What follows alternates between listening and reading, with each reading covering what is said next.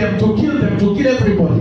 Walikuwa karibu kumaliza kila mtu. But now, sasa they are celebrating. Wanasherehekea. I prophesy that you will celebrate in the presence of your enemies. Nina tabiri kwamba utasherehekea mbele ya maadui. They will not die, all of them. Hawatakufa wote maadui zao. They will remain to see the glory of the Lord. Watabaki waone utukufu wako. There are some who will remain. Kuna wale watabaki and they will say we made a mistake. Na watasema tulifanya makosa. Touching the lives of the anointed of the Lord. Kwa sababu kukuza waliopakwa mafuta. Somebody say amen. Amen. Hallelujah. Amen.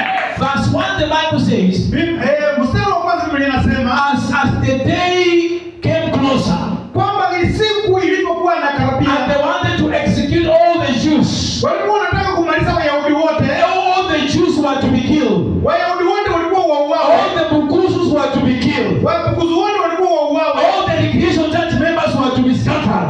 Makanisa yote ilikuwa itambarika. All Kenyans were to be killed. Wakenya wote walikuwa wauawe. But the time came and the Lord flipped the tables. Wakati ulifika Mungu akabadilisha meza. Instead of them ruling over the Jews, badala yao kumaliza na Wayahudi, now the Jews ruled over their enemies. Now